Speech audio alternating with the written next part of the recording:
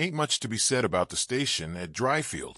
Just a splintered bench, a crooked sign, and a rutted trail that led into dust and back again. Trains passed, sure, but not always. And when they didn't, the wind did, whistling low like a tune half forgotten. She sat on that bench, hunched under a faded blue shawl, the hem stiff with travel dust. Her name was Elsie Mae Harper. She hadn't spoken it aloud in days, not since the last town where the preacher's wife asked too many questions in a too kind voice. The morning had started warm, with sun hanging like a golden lantern in the sky. But by afternoon, the breeze had picked up. It carried with it the scent of sagebrush and something else, something old and unsettled, like rain that had changed its mind. 3 days she'd waited. No telegram, no card coming. No man in a gray hat, like he'd promised in his letter. Elsie had folded that letter so many times the paper had thinned at the creases, like it might give up and dissolve altogether. I want you here, Elsie. I need someone with a gentle spirit and strong hands. Meet me at Dryfield Station. I'll be there. I promise. But he wasn't. By the second sunset, her last piece of bread was gone. By the third, she'd started sleeping upright, so her back wouldn't stiffen. Still wore her boots, though they pinched cruel. Pride's a funny thing. You can't eat it, but it'll keep you from falling apart sometimes. The townsfolk passed her like she was part of the woodwork. The shopkeeper muttered something about another girl from the east with foolish dreams. The sheriff looked her way once, then looked away faster. Nobody asked her name, and she didn't offer it. Then, just as the sun was packing up for the day and the sky turned that soft orange pink like peaches over embers, the dust kicked up from the road. Not a train, a horse. He rode in slow, like a man with no urgent place to be, but a heart that knew how to find what was lost. His coat was the kind of brown that spoke of years in the saddle, and his hat was pulled low, but not low enough to hide the scar running from his left temple to his jaw. He didn't speak at first, just stopped at the platform, one boot still in the stirrup, and studied her like she was a riddle written in ashes. Elsie didn't look up. Not really. Her pride wouldn't let her hope. But when he dismounted and stepped close, the creak of his spurs against the old wood caught her attention. He said just 2 words. Quiet. Steady. Come home. She blinked. Her hands tightened on the small leather bag in her lap, the one with the letter, worn near through from holding. He didn't wait, didn't beg or coax. Just turned and led his horse down the trail like he trusted she'd follow. And for reasons she couldn't explain, not even to herself, she did. Each step off that platform hurt. Her feet were swollen, her heart more so. But the bench behind her felt colder than the road ahead. That man, whoever he was, carried a stillness around him like a blanket. Not the kind that smothers, the kind that keeps out the storm. She didn't ask where they were going. Couldn't. Her throat was dry, and even if she'd had words, she didn't know which ones mattered anymore. They walked slow, the sound of her boots crunching on gravel in rhythm with the horse's lazy pace. He never looked back, but he never got too far ahead either. When they reached the edge of the hills, the sun was a fire barely holding onto the horizon. A fence came into view, wooden, crooked, with a bell hanging from the post.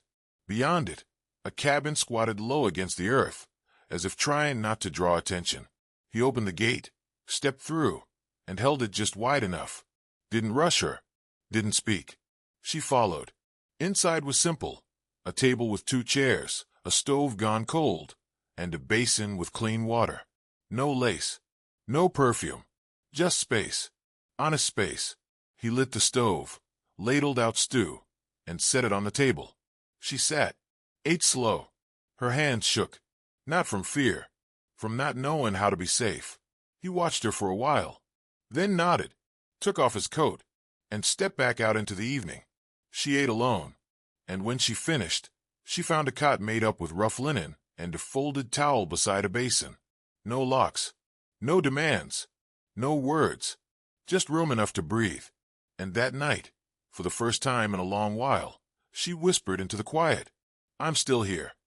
He came back inside when the moon was high, the kind of silver coin that buys silence. The door creaked only once before closing again, soft-like, respectful. She didn't stir from the cot, though she wasn't asleep either. Her eyes followed him as he crossed to the fire, added a log, and crouched there with his back to her. That's when she noticed the limp. It wasn't pronounced, but it was there, a hitch in his movement like a man accustomed to pain.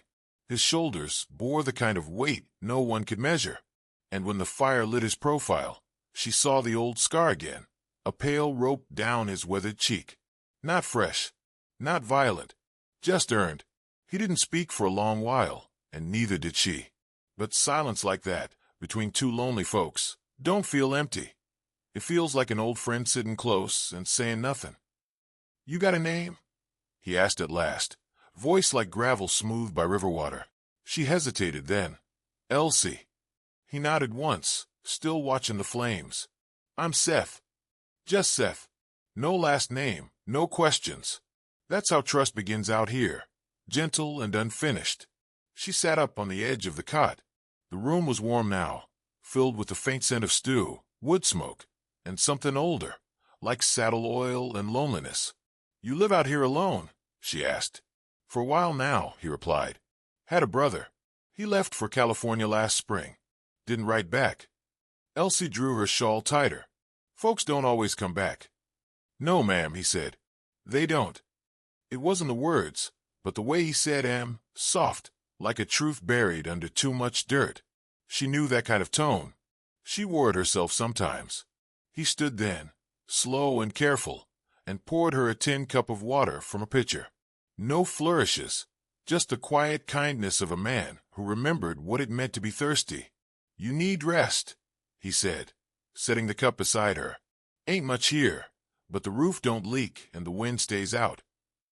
She nodded her thanks, but her eyes lingered on his as he turned toward the back room. "Seth?" she asked, her voice smaller than she liked.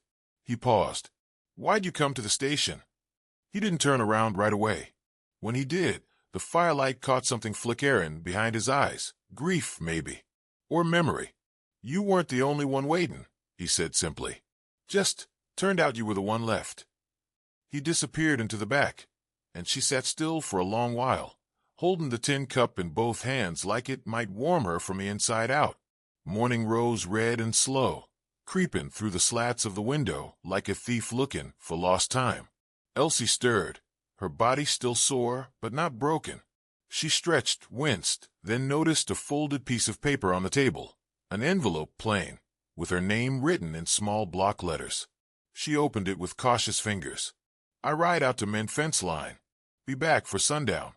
There's eggs and biscuits in the box. Coffee's in the tin. Firewood stacked. Don't lock the door." No signature. Just his way, she supposed. She made herself eat, drank the coffee even though it was strong enough to stand up and argue. Then she cleaned the tin and stood by the window.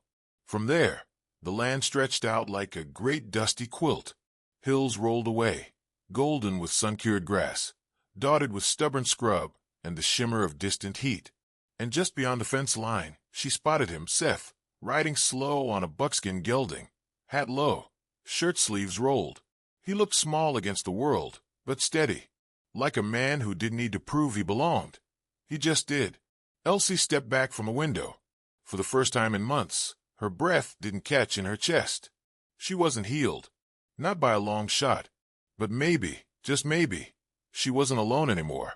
Seth didn't come back by sundown. Not at first. Elsie waited by the door, kettle warm on the stove, glancing out each time the wind rustled the scrub grass like boots in the gravel. She told herself not to worry. He seemed the sort who kept his word, but evening slipped down over the land, and shadows stretched long across the floorboards. Then came hoofbeats. Slow, tired. The gelding crested the ridge, just as the last light caught the sky on fire, and Seth's silhouette cut clean against the dying sun. He rode hunched, not hurt, just weary. A man shaped by miles. When he stepped inside, he removed his hat, dusted it against his thigh, and gave a faint nod. Fence held, but barely. She handed him a tin cup of coffee, reheated 3 times.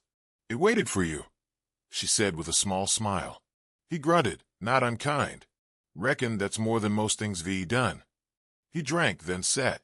They didn't speak much. Didn't need to.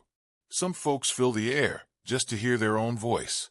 Others leave space so silence can settle like dust on a quiet road. It was during that silence, after the second sip, that Seth asked, "Who was he?" Elsie didn't answer right away. The question hung in the room like a ghost, pressing on the walls. "He said he had a ranch," she said finally. "Wrote letters. Told me he wanted someone real. Someone to sit on the porch with and read scripture by lamplight." Seth's brow furrowed. "I was tired," she said. "Tired of being looked at like I was something cracked. He wrote like he saw the good in people. Like maybe scars weren't the whole story." "But he never showed," Seth said flatly. She shook her head. "Guess the picture I sent didn't match the picture in his mind." Seth looked at her then, really looked. Not like a man judging, like a man listening. "I don't know what he saw in that picture," Seth said slowly, "but I know what I see now." Elsie held her breath. "You ain't cracked," he said. "You just been dropped more times than most." She looked away quick, blinking fast. Seth stood. "Get some rest. Fence'll need fixin' come tomorrow." The next morning, Elsie woke before the rooster. The stove was cold, but her bones weren't. She dressed in quiet movements, rolled up her sleeves, and stepped outside. She found Seth already in the field, hammer in hand, wrestling with a twisted post. Without a skin, she grabbed a second hammer from the wagon and joined him. They worked in silence again, sweat rising as the morning warmed. Her arms ached, but the rhythm of it, lift, strike, brace, felt honest. "Good." At midday, Seth paused and shaded his eyes. "You're handy," he said. "I'm useful," she replied. "Always have been. Just didn't always get to show it."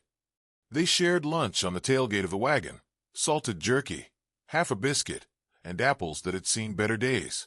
As they ate, she noticed the way his left hand shook slightly when he gripped the tin cup. She didn't ask. Not yet. But she remembered.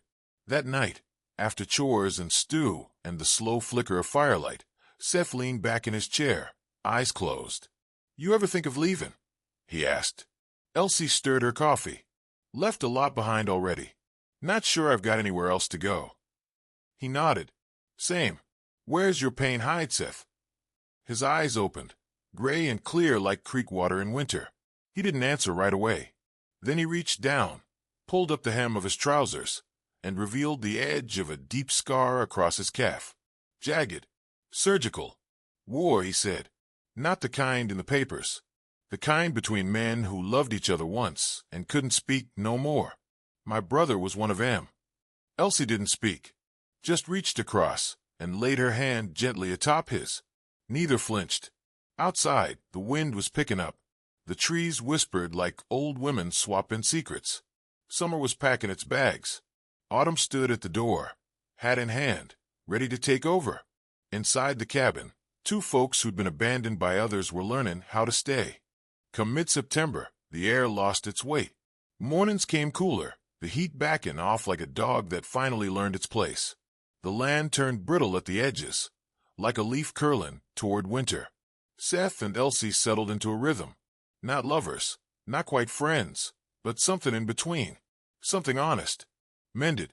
Each day they'd ride the fence line, fixin' what time and cattle had worn down. Evenings brought the soft scrape of fork on tin and the slow sway of conversation. One such evening, as dusk painted the sky with strokes of purple and rust, Seth brought out a fiddle. Elsie blinked. "Didn't take you for a musician." He smiled, barely there, just a twitch at the corner of his mouth. "Didn't say I was. Said I could play." He rosined the bow, then tucked the worn instrument under his chin. The first note was rough, scratching, like wind through dry grass, but the next found its footing. A tune rose soft and slow, something old, a hymn maybe, the kind that don't ask questions, just listens. Elsie closed her eyes. She hadn't felt this still in years. When the song ended, Seth set the fiddle down and cleared his throat. "You sing." She laughed, a dry, surprised sound. "Used to. Still can," he said without looking at her. "I heard it." "Was hummin'," she replied. "Didn't say it wasn't singing." They left it at that. but the silence between them felt warm. That night, a storm rolled in. One of those strange, dry autumn storms, more thunder than rain, more flash than substance. The wind slammed the shutters. Elsie startled awake, heart pounding. She threw off the quilt, her breath catching on the memory of a train whistle that never blew. She found Seth on the porch, staring out into the dark. Lightning stitched across the sky, quick and jagged. "You all right?" she asked. He didn't answer right off, just nodded toward the storm. "Never trusted lightning," he said. "Too quick to forget who it strikes." Elsie stepped closer, the hem of her nightdress fluttering like loose pages. "Tell me something true," she said. He looked at her then, eyes reflecting the firelight inside and the storm outside. "I used to be angry all the time," he said. "Woke up angry, worked angry, went to bed angry. Then I got tired of it.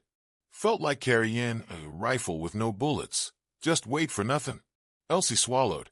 "I used to think if I could just be better, kinder, prettier, quieter, someone might stay." The wind gusted. The shutters rattled again. He turned to her, slow. "He didn't leave 'cause of you. He left 'cause he was a coward." She looked down at her hands, twisting in the fabric of her dress. "You don't know that." "I don't have to," he said. "I've seen the kind of woman who survives a station bench 3 days in August with nothing but pride and a folded piece of hope in her pocket. That woman don't scare easy, and she sure as hell don't break easy." She looked up, and for a second, just one, they stood without all the walls. He didn't reach for her, and she didn't lean forward, but the space between them softened, just a little.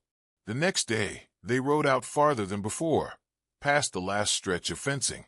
There, by an old cottonwood tree, Seth stopped. "This was my brother's favorite place," he said. "Used to talk about building a second cabin here, for when we both had families." Elsie dismounted, her boots crunching over dried leaves.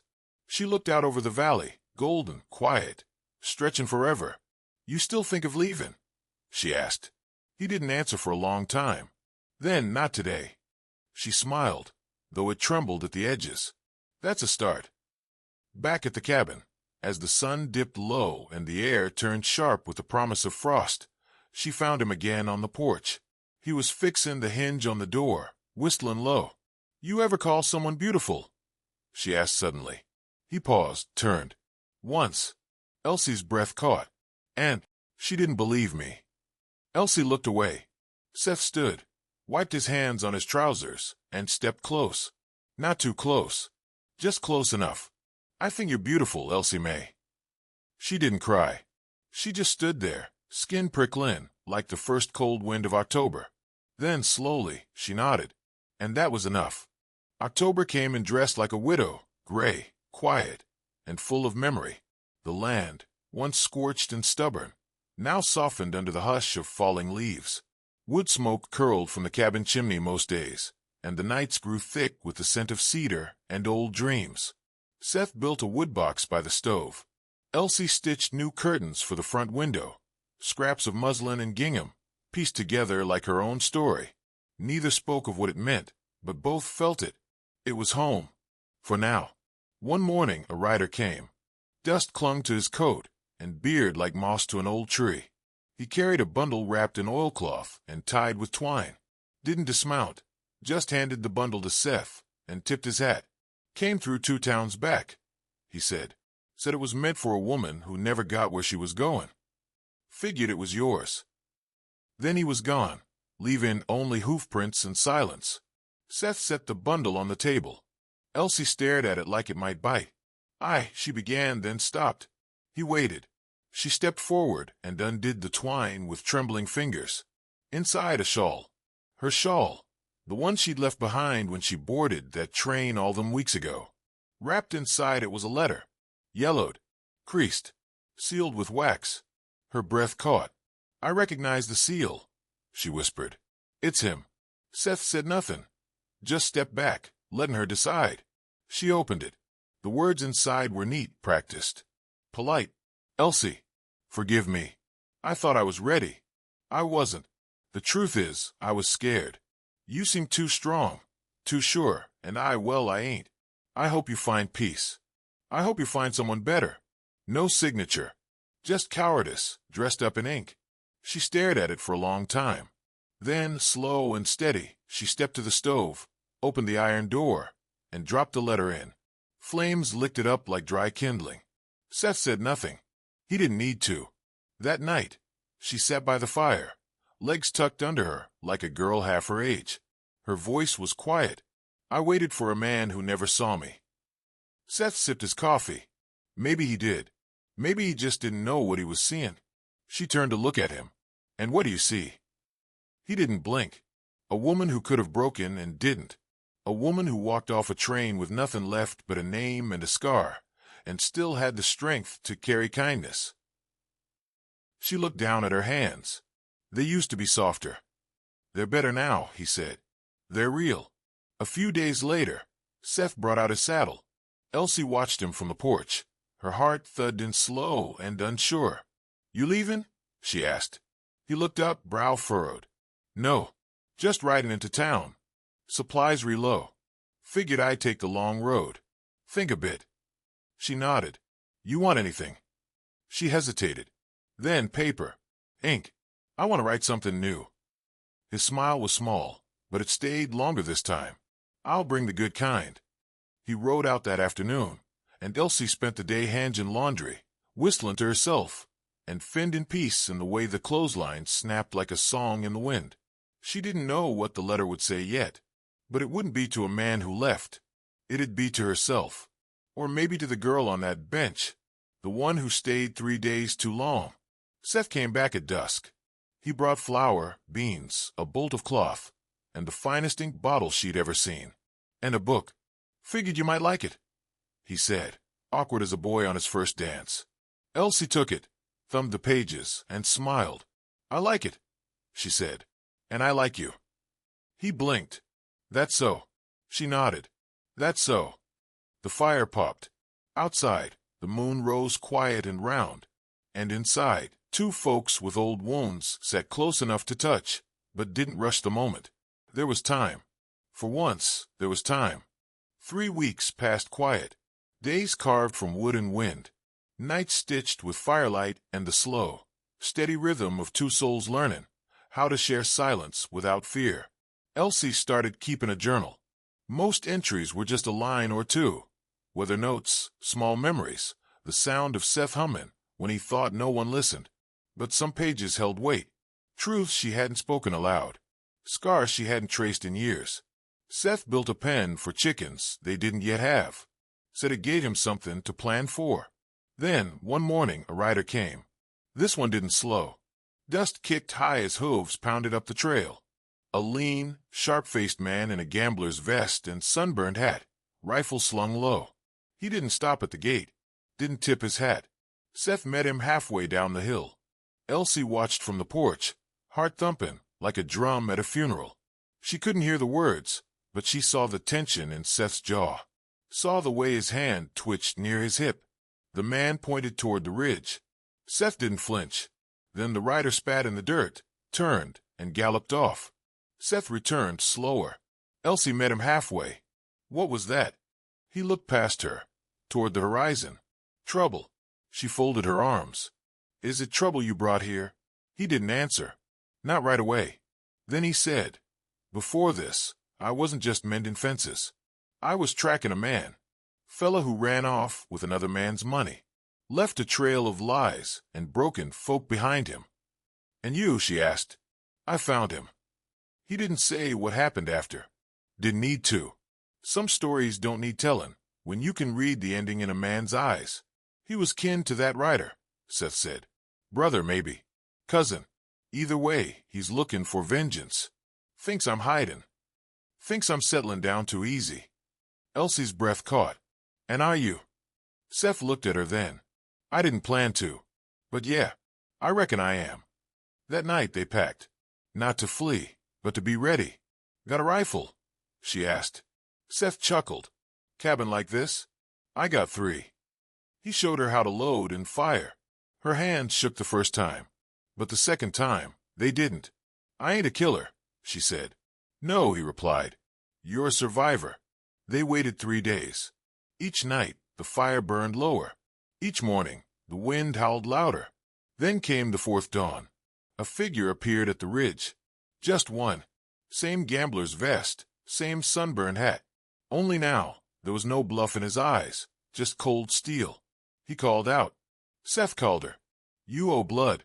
Seth stepped forward, rifle in hand, but low. Elsie stood at his side. The man laughed. "You think she'll save you?" "No," Seth said, "but she reminds me why I want Savant." The man raised his weapon. Elsie didn't hesitate. She fired first. Her shot went wide, but close enough to draw a flinch. Seth didn't miss. When the dust cleared, the man was gone. Crawling or dead, they never found out. They didn't go looking. Later, back inside, Seth leaned the rifle against the wall and sat down heavy. Elsie poured coffee. He stared at her across the table. "You didn't have to stand with me," he said. She smiled soft. "I wasn't standing with you. I was standing for myself." Seth reached across, took her hand. "You're not afraid?" "I've been afraid before," she said. "This time, I knew who I was fighting beside." Outside, the sun dipped behind the hills, bathing the world in that last gold glow before night claims the land. Inside, two folks who'd been broken learned they could be brave, together. The first frost came silent. No fanfare, no warning, just silver dust on the fence posts and a sharp breath in the dawn air. The earth crackled underfoot, and the sky turned pale blue, like an old quilt faded from years of use. Seth and Elsie stood on the porch, shoulders touching, coffee steam rising between them. The worst had passed.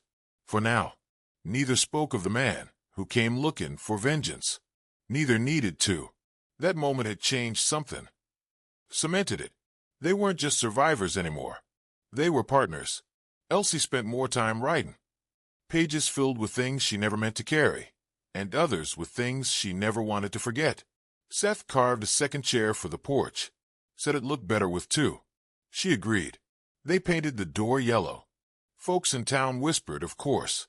Said there was a woman living out at the old Ridge house with a man who never smiled and scars no one asked about. Some said she was running from her past. Others claimed he was a killer turned preacher. But neither of them gave the town much thought. They had their own gospel to write. One where kindness was the miracle and truth didn't need to wear a suit. Winter rolled in slow, but sure. Seth fixed the chimney. Elsie stocked jars with beans and apples. They burned sage and cedar when the wind got too bold, letting it carry out whatever ghosts still lingered. And sometimes, just sometimes, he played the fiddle and she sang. Not loudly, not always in tune, but with feeling. Her scars didn't fade. Not the ones on her skin, not the ones in her voice, but they stopped stinging. Stopped begging to be hidden. One morning, she caught Seth watching her, eyes soft as smoke after rain. "What?" she asked. He shook his head. "Just thinking. If I'd found you a day earlier, I might have thought I was savon you. And now," he smiled, "now I know you were just waiting for someone to walk beside you." The next spring, flowers pushed through the old garden bed behind the cabin.